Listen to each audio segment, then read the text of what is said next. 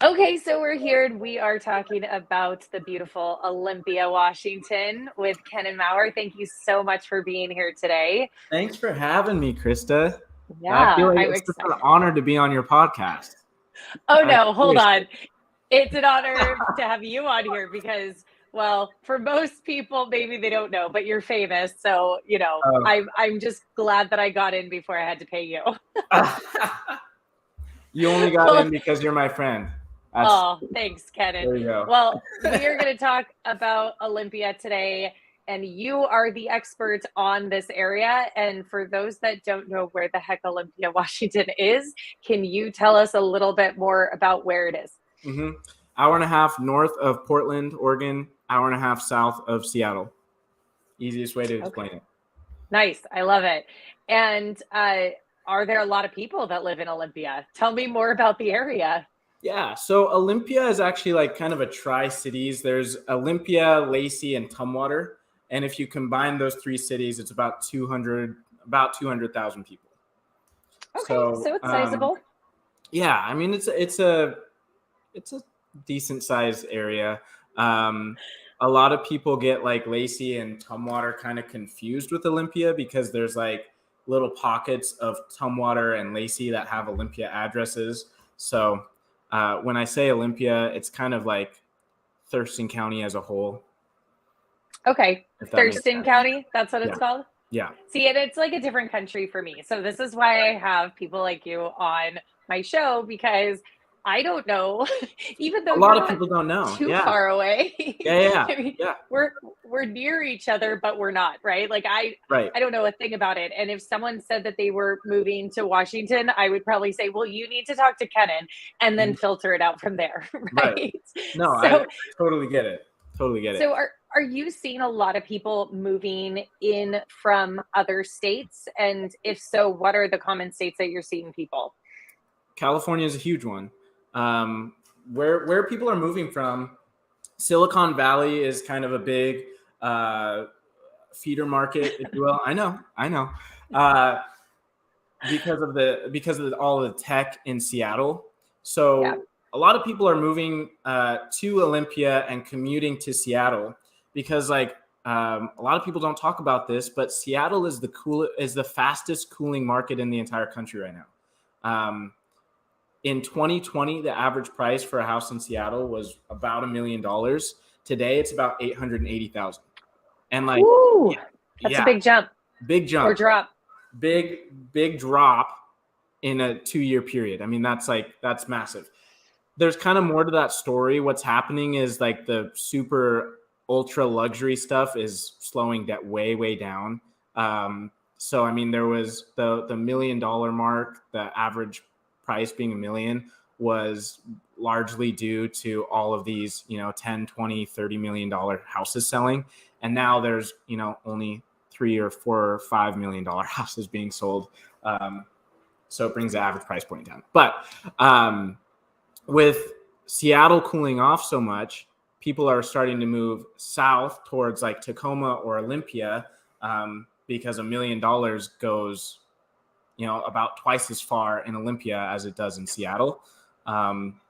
So quite a few of my clients are from the Seattle area. And then I have a lot of people from, the techie areas of California, techie areas of New York. But then another big thing that draws people to Olympia is military. So we're only 20 Okay. minutes south of Joint Base Lewis McChord, which is the fourth largest military base in the world. So Well, no, I had no idea. yeah, so there's a lot of, I mean, it's a huge military presence where I'm at. So, I was talking to another agent the other day about just trying to figure out how many transactions in our area are done that have a military person on one side, at least one side of the transaction. And it's got to be like at least 50%. Like a large Wow. majority of the people that live in this area are military. That's huge. And especially right now, I think that that means so much opportunity. I know, and I've spoken about this before, but I know that VAs don't always get the love, right? That loan style.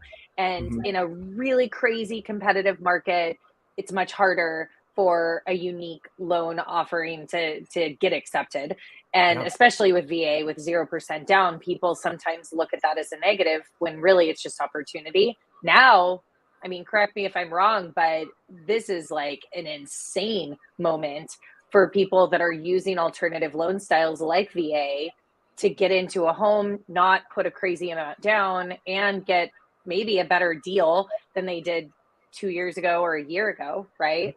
absolutely. I think there's a lot of lenders that are, really excited, especially in our Yeah. area, because the last 2 years nobody wanted to take a VA loan because honestly, because agents don't explain it properly to the seller. Yep.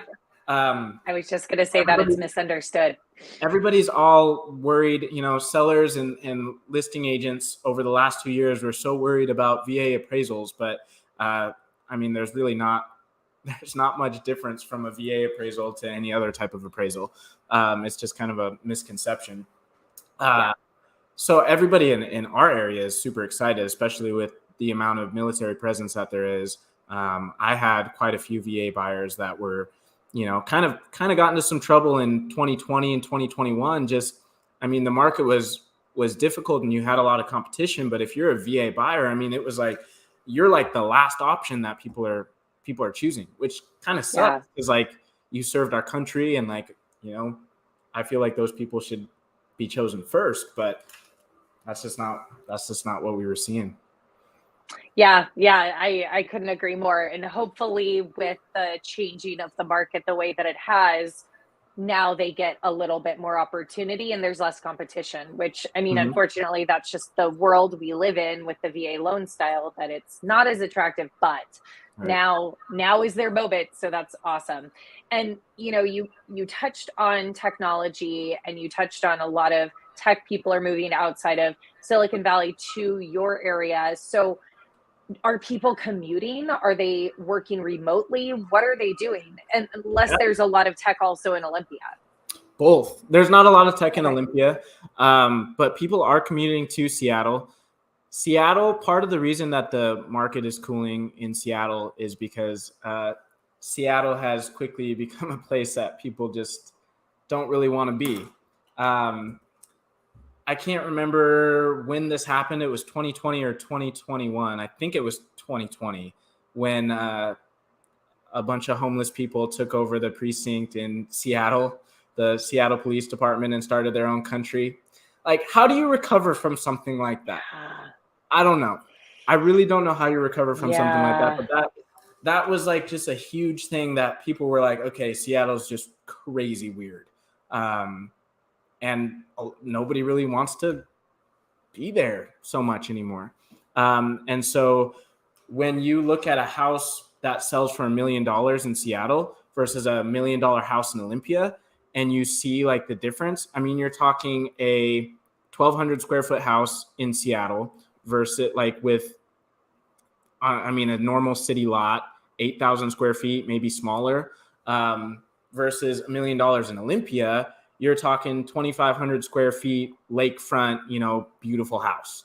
And so people are willing to drive an hour to work and an hour home, for that kind of a life. Yeah. And that's very similar. I know some people wanted to see us like duke it out on YouTube today. We're not going to duke it out, but I will say that's very similar to the direct market that I live in and serve in the most, which isn't actually San Jose, despite what's on my title. It's Morgan Mm-hmm. Hill, but nobody knows where the heck Morgan Hill is. So I always have to say San Jose. But we're seeing the same thing, right? We're seeing crime rates increase. We're seeing traffic increase. We're seeing a lot of people generally unhappy with the areas of San Jose proper and surrounding and the price Mm-hmm. point. And so they're moving to places like the markets that I mainly serve, which are Morgan Hill and Gilroy, because of Mm-hmm. exactly that. You have a better quality of life. You have cheaper homes, even though there's no such thing as cheap where we are either, but less expensive homes. You get more for your money, bigger lot size, and you get big open space compared to being very compact and densely populated. So very, very similar in that. And you mentioned Seattle as the fastest cooling market. So where does Olympia fall in that? Are you seeing the same kind of price decreases there as you are in Seattle, or are things staying pretty stable? We haven't actually had a drop. Everybody's, nationwide, you're talking like, oh, the market's crashing, everything's cooling off, interest rates are, making houses not affordable anymore, which is actually sort of true. But what we're seeing in Olympia, the average price month after month keeps creeping up just a tiny bit. So what is happening is, in 2020 and 2021, we were seeing like massive increases, 15% increase in your equity in 1 year, or 20%. Some houses were even more than that. And now it's like this year we'll probably see like 6% appreciation, maybe 7%. Next year, which is normal, right? Like, is that normal there? Absolutely. Yeah. That is normal. People feel like it's not normal because the last 2 years haven't been anywhere close to normal. It's been overinflated, just crazy. But now we're just going into a normalized market. Everything's, the way that it's kind of supposed to be. And it actually feels pretty good. It feels healthy, feels sustainable. Yeah, completely. And again, very similar to my market. So that's fantastic to hear. It's really the big mega markets, the metro markets that we're seeing the biggest slowdown. It's the bedroom communities that are really surrounding those that are seeing favorable numbers instead of a decline, which is great to hear nationwide, right? So for those people that are relocating, let's say someone is relocating from Silicon Valley, hi, I'll sell your house, and wants to move to your area in Olympia, are you still seeing options like contingent offers? I don't know if that was ever even an issue there. It was where we were, you couldn't even write a contingency in an offer. And basically, if someone has something to sell, do they have the opportunity right now in your market to work with selling their home while also trying to buy a home there? Mm-hmm. Do you see that right now? Yeah. Literally yesterday, I got a contingent offer from a buyer in California on one of my listings last night. Nice. Nice. Yeah, I mean that's happening quite often. The days on market in my area have definitely increased. Most of that is due to interest rates being higher, and a lot of buyers just kind of, fell out of the market when that happened. And so now sellers are definitely more willing to at least consider a contingent offer. Of course, there's lots of things to kind of think about when considering a contingent offer. But they are definitely, in the last 2 years, 2020, 2021, you really weren't seeing much of that unless it was with like an ultra luxury house, something that's, way above the average price point in our area.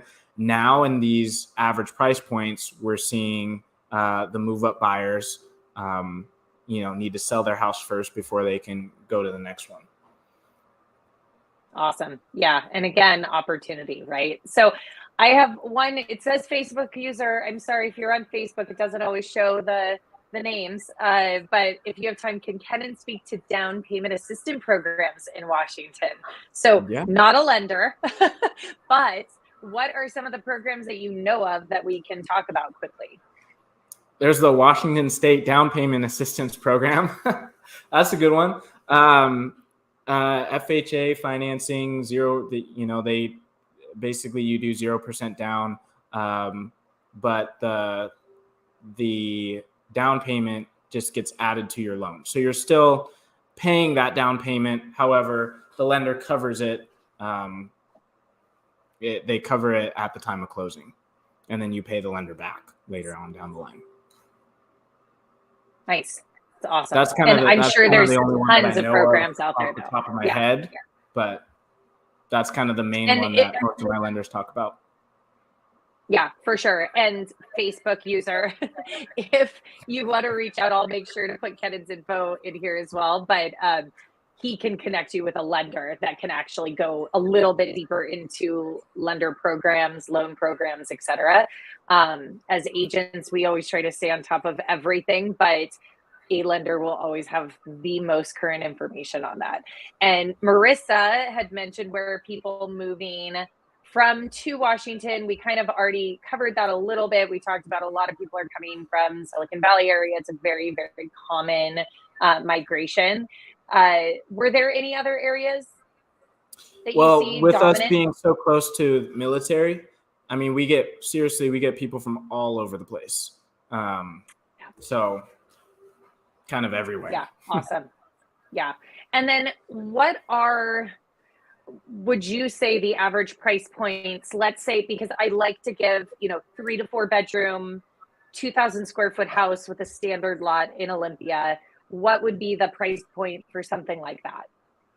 Anywhere from 5 to 550 is probably where you're going to be for about 2,000 square feet, 3 or 4 bedrooms on just a normal lot. You'll probably have a pretty small backyard, probably 6 to 8,000 square feet of a lot. So you say small, but that's actually average in my area in any case. That is average San in your Jose, area. 6,000. Yeah, 6,000 is like so big.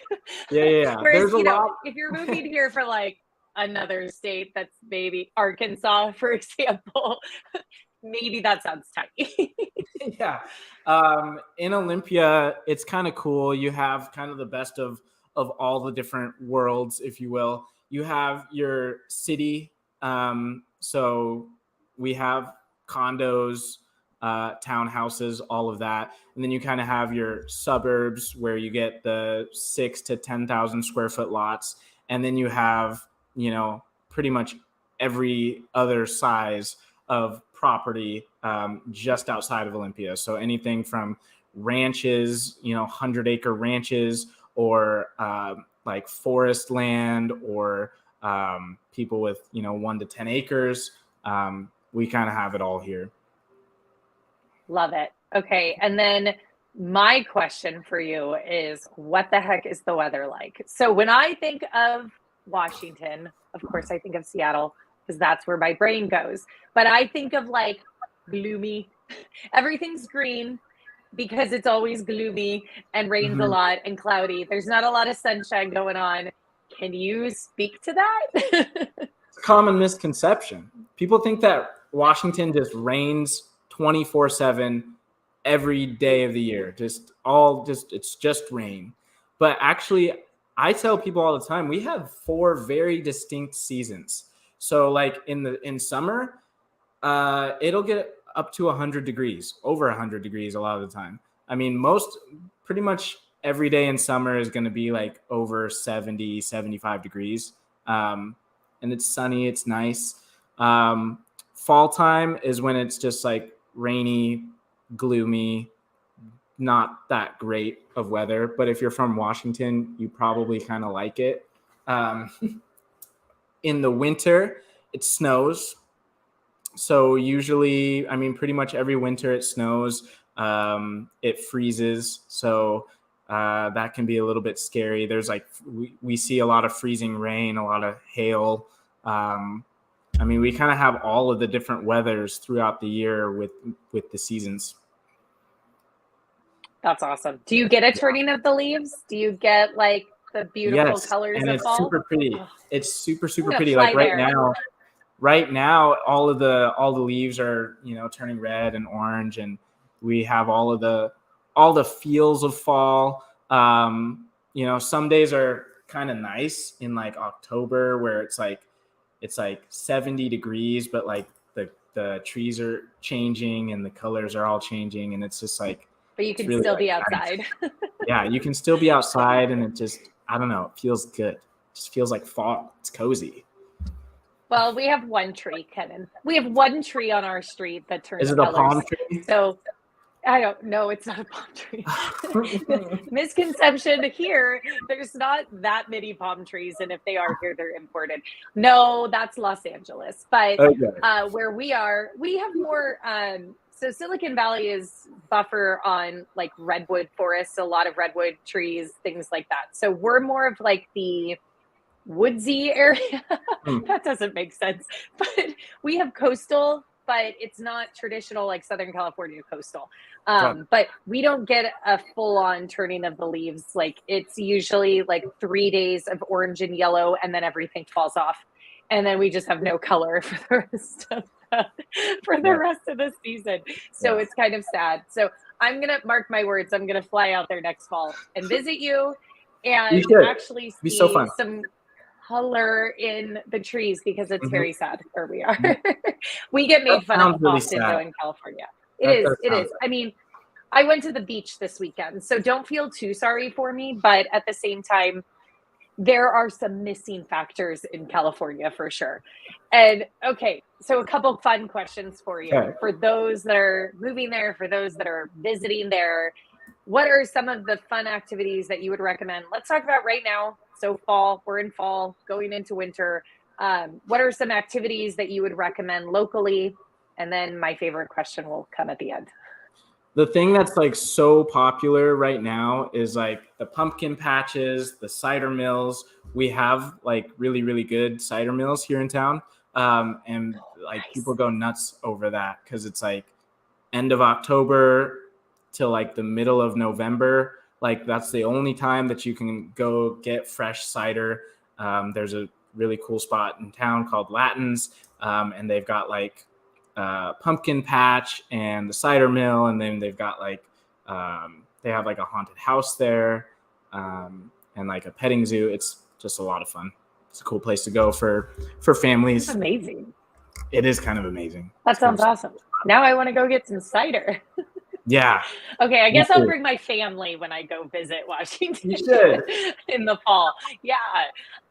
Okay, and then of course, so first of all, shameless plug for you, so you're not doing it, but you own a couple coffee shops, and that's amazing. So what I also like to do is, if anyone's watching this video and they are thinking of moving to your area, what's great is to get a general idea of who the heck you are, right? I mean, it's the vibe idea. It's the fact that people want to work with people that they like. Imagine that. And, you know, I like to give a little bit of a glimpse of who you are as well. So you own a few coffee shops. So give a little plug on that. Yeah. I own Ebony and Ivory Coffee. I mean, not to toot my own horn, but Google says we're the highest rated coffee shop in all of Thurston County. So that's cool. That's kind of a big deal in PNW. What's that? I said that's kind of a big deal in the Pacific Northwest. That's like coffee is a thing in Washington. Yeah. We knew that there's like a lot of coffee shops in the Northwest, but like nobody was doing coffee flights, like where you have like multiple coffees. Like you know what like a wine flight is, or like a beer flight or whatever. Nobody does that with like coffee. So we launched that with coffee, and then that like we had like some stuff go like kind of viral, and now I love it. Now we're kind of popular. So it's kind of fun. Well, and I think that probably directly associates with your involvement in the community and who you are as a realtor as well. Would you agree with that? Definitely. Yeah. It's crazy how much, like, I didn't think that the coffee shop would be like a lead generation, like outlet for me, but it is. It gives me like an actual reason.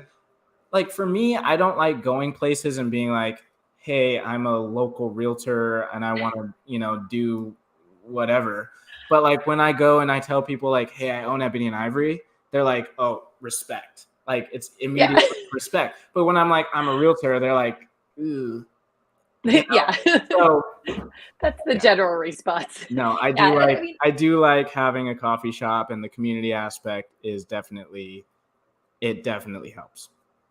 Yeah, it just shows your investment in where you live, right? Totally. I mean, it's hard to prove as a realtor our investment in the community unless we're involved in that community.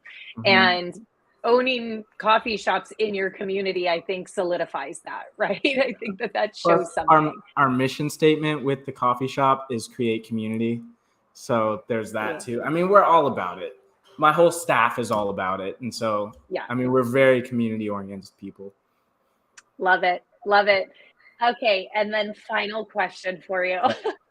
So name a couple favorite spots to eat. Now, I know that I sometimes ask about tacos. I know your area isn't maybe known for tacos, so we'll skip the taco question. But name two favorite spots to eat, and then name one of your favorite. It can be a bar, it can be a tap room, something like that as well.